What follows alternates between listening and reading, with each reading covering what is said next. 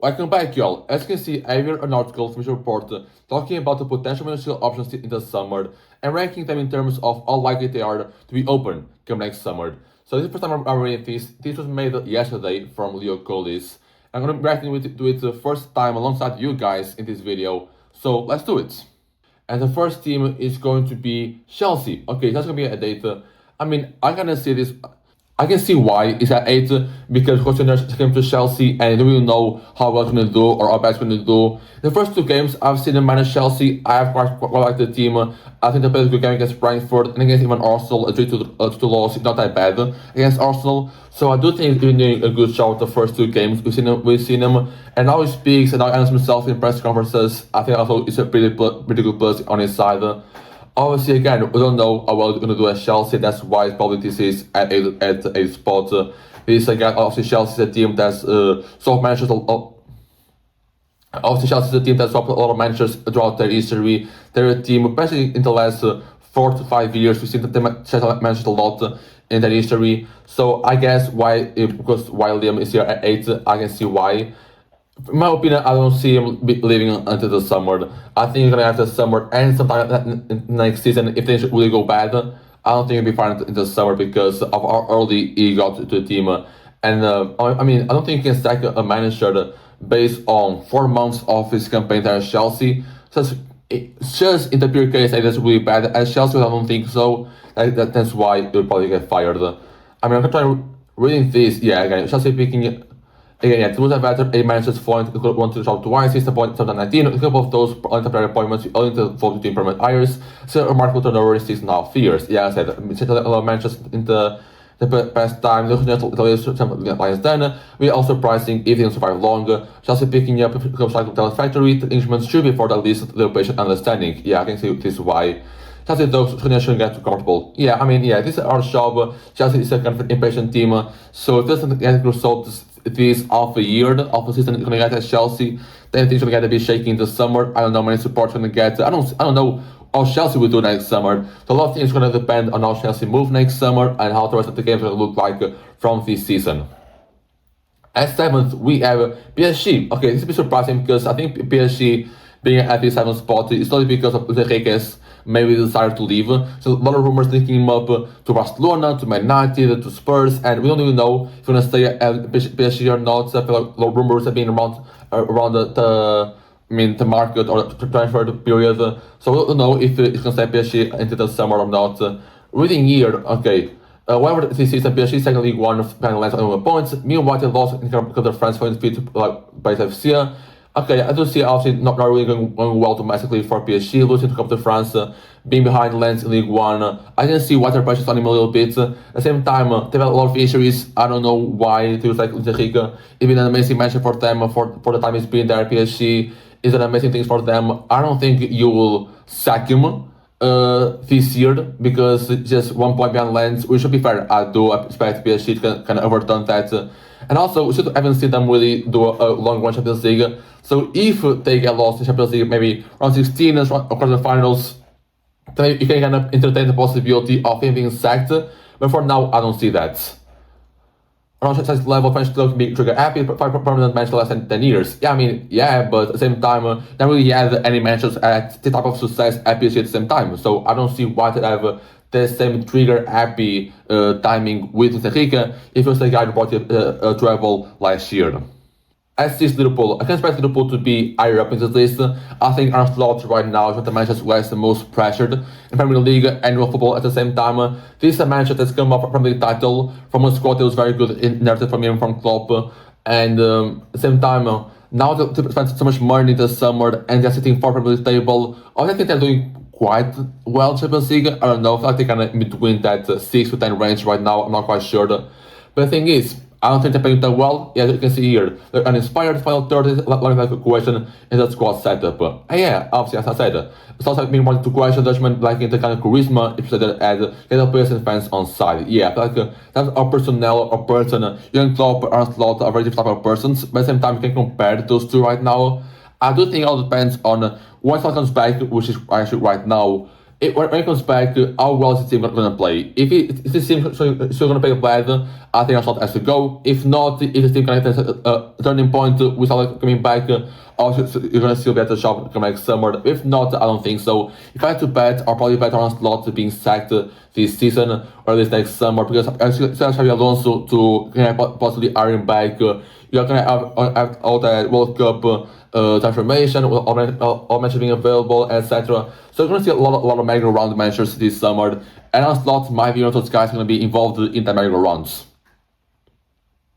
And fifth is going to be Newcastle United. Okay, I'm surprised to see Newcastle in this list, because Eddie Howe has been pretty good in my opinion. Eddie Howe has been an amazing manager. I don't know why Newcastle even think of sacking Eddie Howe. I don't think they haven't done it quite well. I think they're 8th Premier League, as like down there. At the same time, I mean, the gap between 4th and 8th is very small, so they can go up to 4th or 5th in 1 to 2 weeks. So I don't see why that would be a concern right now. And Eddie also mentioned that there's been taking Newcastle to massive heights. Now, do Newcastle see him as a manager who's able to take him even further up the heights? I don't know. But at this time, the team that you have, I don't think it's the right moment to try looking for that. It's about a summer bringing in players like Elanga, like Ramsey, who are completely useless at this point. Even we spent half a year injured. The only guys who brought in this summer who have been good were Ultimate and Dion. So I don't think you can look at this season or what you did in the summer, losing Isaac as well, losing some players, and think of Eddie Howe as a person to blame for this. I think you can stick with him. Keep trying to back him up. I don't know how much more they can spend in this winter or next summer. I think also how well they do next year also depends on how much more they're able to spend in the summer. Because if not, I'd imagine Newcastle again having another year of Champions football for quite some while. So I don't know, I think Newcastle kind of in a very tough spot right now, and they don't have to add that to the signing of Eddie Howe. I don't see that why. For the City, I think it'd be surprising because of how high up the technical list, but I do think Pep Guardiola probably leave Man City this year. I don't know, something about him right now screams to me that he's going to leave Man City this year. Also, we see him being kind of done with his job for some time here and there. We see him kind of talk about that a bit more in the press conferences, and I think him seeing the turnaround generation, right? So the team he grew up with Edison, I grew up like he managed with Edison, De Bruyne, Gundogan, Aguero, all those other guys they managed a long time at Man City. Now kind of slowly fading away in terms of quality, leaving the club. I feel like for him, he also sees that side and perhaps wants to try and leave Man City, try to bring a new leave of era Man City. They have a good squad for any match who will want to come in. Probably Smardeshka will want to come in and manage that team. I feel like also the reports we saw Man City approaching Smardeshka about the shop potentially next summer. I think all signs point towards Man City shop being open next summer. So I guess that makes sense why they're in 4th. I do see Pep taking the Spain shop if they do fail to World Cup. If not, I mean there might be some other amazing World Cup shop it might get. I don't know. I feel like Spain shop is very good lined up to him. It's going to be a very big switch going from City to Spain.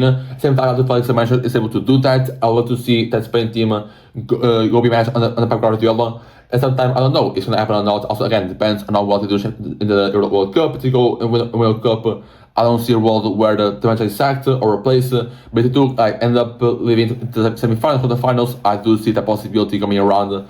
I don't know, I think it's going to be a very interesting path to see how Pep is going to take his managerial career up front with Spain and City.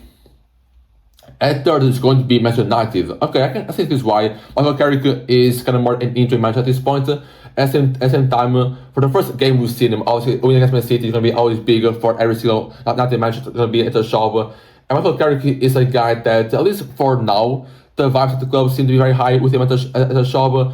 We see kind of more that we kind of see more that United DNA as a lot of people talk about. Again, I do see the possibility of Michael Carrick staying United post the summer. Kind of happened with Ole Gunnar Solskjaer when Mourinho was sacked. I do see something similar happening to Michael Carrick. If these results continue, I can see how it continues.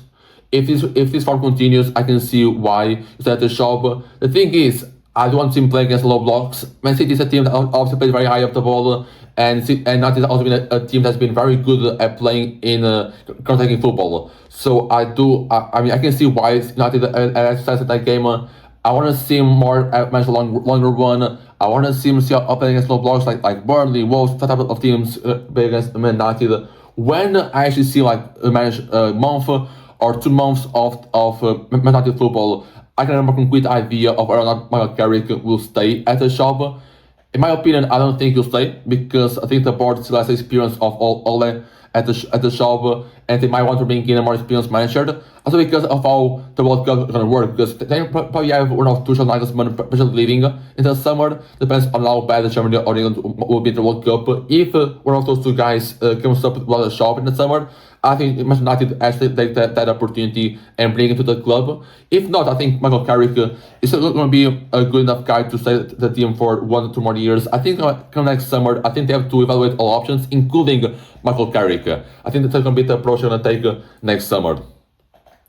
Second team is going to be Spurs. Okay, I'm very surprised that Spurs are not on the list because Thomas Frank is a guy that for me is trying to be sacked. I think this week he's trying to be out of the football club. I saw people on Twitter kind of talking about him being sacked 2 days ago. He wasn't sacked, but I do feel like this is going to be a guy who's going to be sacked either this week or next week. I don't see a world that continues much further up from those 2 weeks. He's a guy that you don't really see anything positive from this side of Thomas Frank. I haven't really seen anything positive from this side in the year it's been as Spurs. The squad is pretty dreadful at this point. The signings have been dreadful. I think even the squad management has been pretty dreadful. I don't see why Thomas Frank will stay with this team for quite some time. I've seen a lot of rumors. I've seen a lot of rumors thinking Xavi with Spurs, and I see why. I feel like it's a good match for Spurs.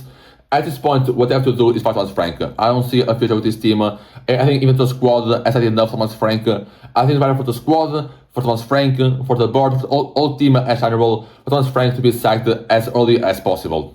The final team is going to be Real Madrid. Obviously, Real signed Xabi Alonso 2 weeks ago, but in Arbeloa had a very bad first game in charge, lost obviously in the Copa del Rey, and now I'm kind of left wondering, will this be the guy that's going to manage Real Madrid moving forward? Honestly, I don't see a world where Arbeloa can stay until the summer.